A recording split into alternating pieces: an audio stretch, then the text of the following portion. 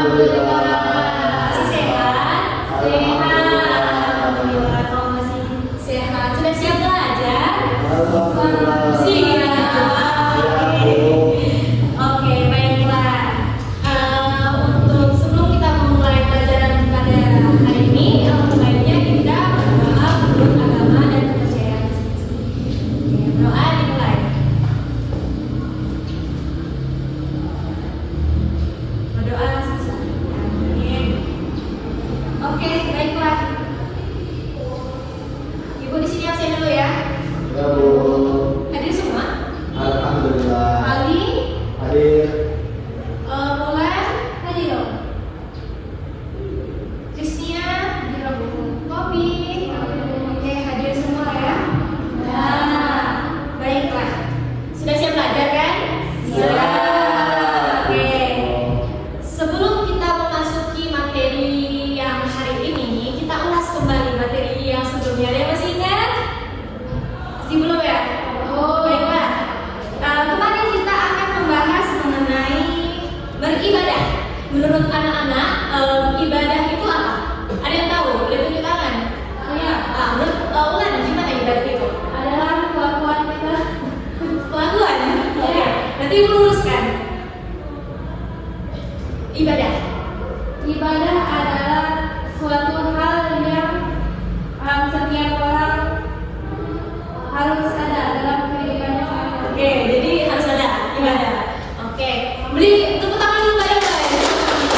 Oke, sedikit Ibu luruskan ya. Jadi ibadah itu adalah kewajiban bagi umat manusia yang diperintahkan oleh Tuhan.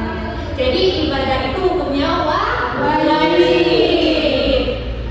Lalu bagaimana misalnya kalau ada orang yang dia terhalang oleh sesuatu, misalkan dia ingin ibadah tapi dia sakit, lalu dia ingin melakukan ibadah lainnya, dia terhalang oleh sesuatu yang membuat dia sulit untuk melakukan ibadah. Benar nggak sih anak-anak berpikir seperti itu? Lalu bagaimana nantinya ya? Ada yang pernah berpikir seperti itu? Apa mungkin pernah teman-teman kayak pergi jauh gitu, kayak sulit untuk melakukan ibadah? Coba jelaskan untuk Ali. Mari jelaskan pengalaman Ali sendiri gimana? Emang pernah ya? Mari jelaskan Ali. Itu pas kapan Ali? Nah, jadi dulu itu saat libur semester Bu. Libur semester? Iya. Mana itu Ali? Nah, jadi hari itu pergi jalan-jalan Bu. Jalan-jalan. Ya, dari rumah itu perginya Iya. sekitar subuh. Pada subuh. Nah, pergi. Terus di dalam perjalanan itu ternyata udah masuk waktu zuhur. Oh iya. Nah. Sudah masuk waktu sholat ya? Iya, udah masuk Iya. sholat. Setelah itu? Nah, jadi nanya sama orang tua, ternyata ada caranya gitu, agar Oh, caranya. Oke. digabungkan dengan sholat asar gitu. Jadi gitu Bu. Nah, baiklah. Dari pengalaman Ali itu tadi berarti dalam Islam itu ada yang dinamakan kemudahan dalam beribadah. Benar nggak? Nah, itu yang disebut dengan ruksa. Jadi hari ini kita akan membahas mengenai ruksa. Ada yang pernah lihat gambar di sini?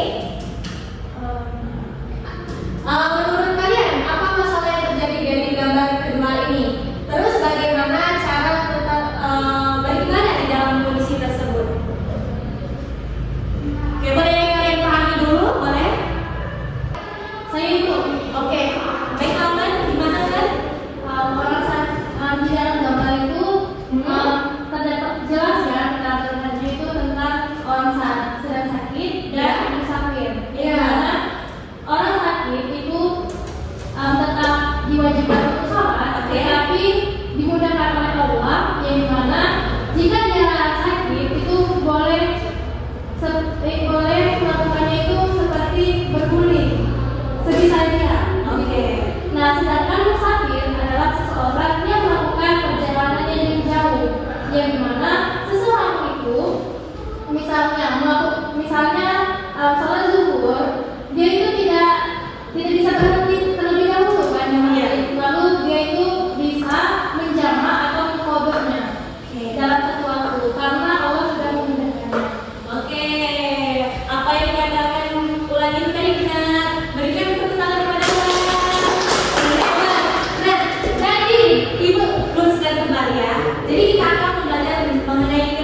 yang dimana ruksa ini adalah kemudahan bagi kita umat muslim ketika kita ada suatu kendala dalam melakukan ibadah. Contohnya apa? Contohnya seperti gambar ini.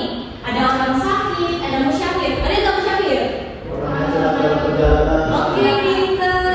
Nah, kalau kita membahas orang sakit, kalau orang sakit itu kan misalnya dia tuh sakitnya sulit sekali untuk tegak. Akhirnya dia tuh kayak ingin sholat itu kayak sulit. Gimana ya kalau sedangkan aja kalau aku tegak itu nggak mampu gitu. Nah, jadi Allah itu memberi keringanan kepada orang yang ingin menjalankan ibadah tersebut dengan cara boleh loh kalian tuh kalau nggak mampu tegak itu boleh duduk. Kalau tidak mampu duduk boleh sambil berbaring. Kalau tidak mampu bisa sambil kedip mata gitu. Dan ada juga yang musyafir. Misalnya kalau kita dalam perjalanan jauh dengan syarat kita tuh perjalanan jauhnya itu 8 km misalkan, intinya sampai jauh lah itu. Nah, jadi dia itu kayak di suatu bus misalkan ya, itu tuh tidak berhenti hingga pada akhirnya itu tuh diberi kemudahan dengan boleh loh kalian duduknya sholat sambil duduk di dalam kendaraan tersebut. Hingga pada akhirnya ini untuk memudahkan kita dalam beribadah.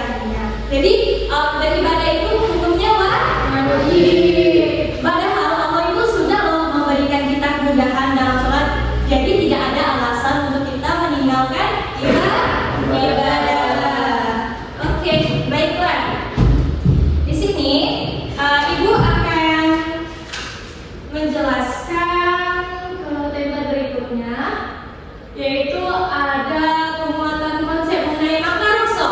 Nah, dari kesimpulan itu tadi, menurut anak-anak Ibu, rukso itu seperti apa? Boleh nih ya, menurut Nia, rukso itu seperti apa ya? Keringanan yang diberikan oleh Allah SWT untuk melaksanakan suatu ibadah. Oke, beri tepuk tangan kepada Nia. Oke. Jadi, itu yang saya sampaikannya itu benar ya, tujuannya itu agar memudahkan manusia dalam melakukan ibadah. Lalu ada juga dasar hukum. Dasar hukumnya yaitu dalam surat Al-Baqarah ayat 286. Allah tidak membebani seseorang melainkan sesuai dengan kemampuannya. Jadi Islam itu tidak sulit ya umatnya untuk melakukan ibadah. Bahkan Islam itu sendiri memiliki cara tertentu agar umatnya itu selalu beribadah kepada Allah gitu. Dan juga ada macam-macam rukso. Boleh anak-anak tuh lihat sendiri ya, macam-macam rukso. Setelah itu macam-macam rukso itu tuh misalnya kayak boleh lo menjamak sholat, memasang sholat, dan juga untuk misalnya orang berpergian jauh gitu nggak apa-apa nggak puasa, misalnya kalau lagi sakit itu nggak apa-apa berpuasa. Intinya memenuhi syarat-syaratnya. Dan juga kalau ada satu tempat tidak ada air kita boleh untuk tayamum ya. Boleh juga kita misalnya di dalam suatu kondisi tempat yang nggak ada makanan, emang kita tuh kayak lagi kepepet gitu ya ibaratnya, kita boleh loh makan makanan yang mungkin ibaratnya haram gitu, tapi itu dengan ada syarat yang tertentu gitu. Baiklah, di sini Ibu akan membagikan LKPD, di mana LKPD-nya itu boleh untuk satu orang mengisi ya. Boleh untuk ini ya, satu kelompok 2 orang, jadi kalian bekerja sama. Sudah selesai anak? Sudah. Oke, siapa di sini mau duluan? Oke, ayo kelompok pertama itu sudah siap ya. Boleh maju depan dan presentasikan anak. Ada orang tadi ada Bu? Enggak, ada orang. Harus bisa. Ibu sambil video ini ya. Oke, apa hasil dari presentasi yang kalian lihat di gambar tersebut? Nah, di sini kan ada gambarnya tuh. Orang sedang melakukan petualangan di hutan. Yang dimana ia sedang tersesat, lalu merasakan sangat lapar, tetapi tidak ada makanan, hanya ada daging hewan yang sudah mati atau disebut bangkai ya Bu. Iya. Nah,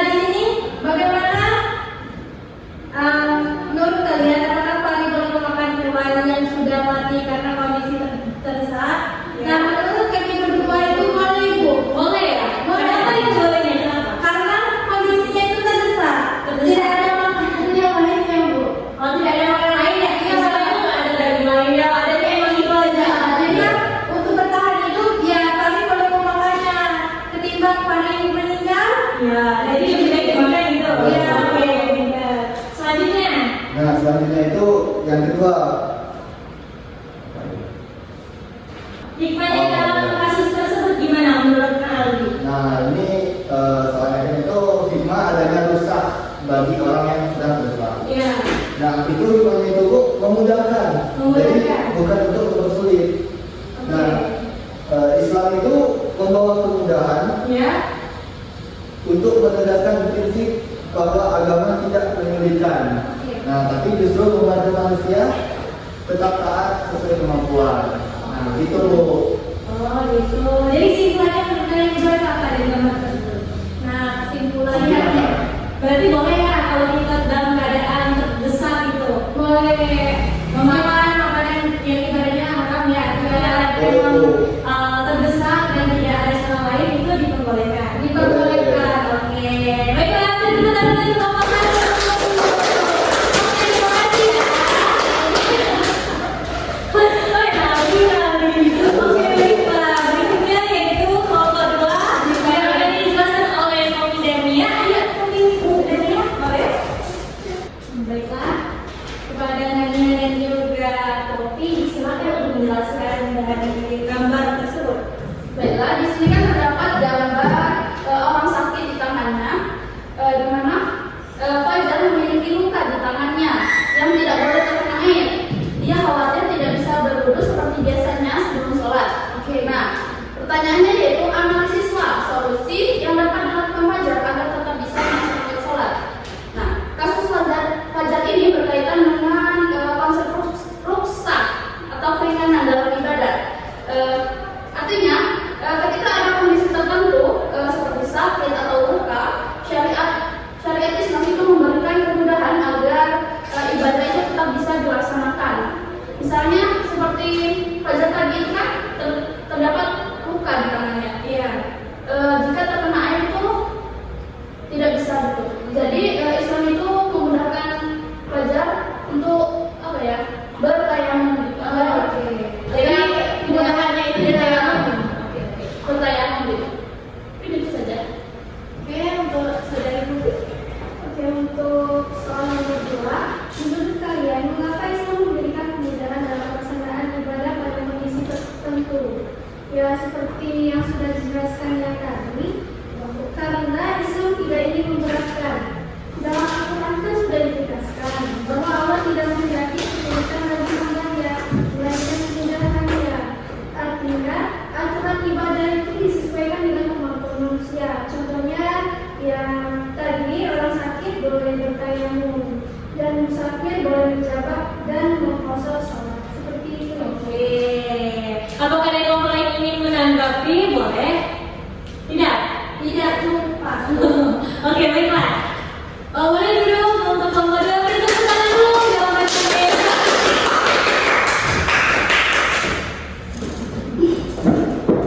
Baik sekali. Kalian telah memahami lebih mendalam mengenai rusa ya, anak-anak ibu. Nah, dari hasil diskusi tadi kita bisa melihat bahwa dalam kondisi tertentu Islam memberikan kita kemudahan dalam melakukan beribadah. Nah, ibu tegaskan sekali lagi anak-anak, rusa itu adalah keringanan Allah yang dimana dasarnya itu terdapat di dalam Al-Quran.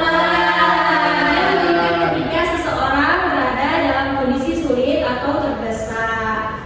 Jadi rusa itu bukan untuk memudahkan tanpa alasan, tetapi memang ada sebab yang dibolehkan seperti itu.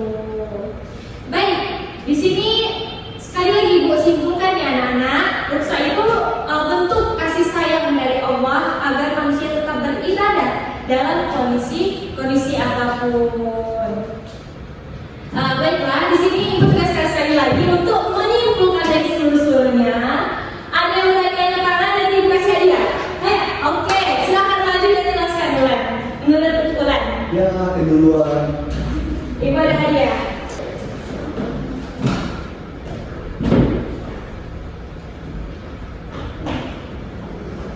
Nah, jadi teman-teman dari pembahasan 1, 2, 3 yang ibu sudah jelaskan, dapat kita simpulkan bahwa rusa itu adalah bentuk keseimbangan dalam Islam antara kewajiban dan kondisi manusia, yang dimana hikmahnya adalah agar manusia tetap bisa menjalankan agama dengan realitas, penuh kemudahan, dan tetap menjaga keselamatan serta kemanfaatan hidupnya.